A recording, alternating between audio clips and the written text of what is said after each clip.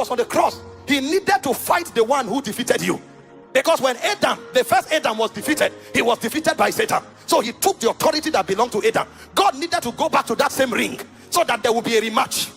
The rematch was for that one who had the authority to contend with God again. And why God was on the cross, the Bible said in Colossians 2:15, having spoiled principalities and powers, he said he made a public show of them. He triumphed over them by the cross. So while God was on the cross, he was going to fight the fight that you should have fought. The fight you should have fought with sickness. The fight you should have fought with death. God decided to take your place, not just in sin, but to defeat Satan. And when he was on the cross, he outrightly defeated Satan. And when he rose up, he said, all power in heaven and on earth is given to me. This is why we don't bargain with sickness. We don't bargain with Satan. The moment we say in the name of Jesus, Satan remembers his defeat. That 2,000 plus years ago, Jesus fought in the grave and defeated every Satan. And because he defeated Satan, I am no longer a slave. I'm no longer a victim. He took the power from Satan and he relocated me from the dominion of darkness and brought me to the dominion of light. So when I check myself, anything that is not of God, I no longer need to beg, Lord, please heal me. I no longer need to beg, Lord, please deliver me. When I find anything that is not of God, I say, hey Satan,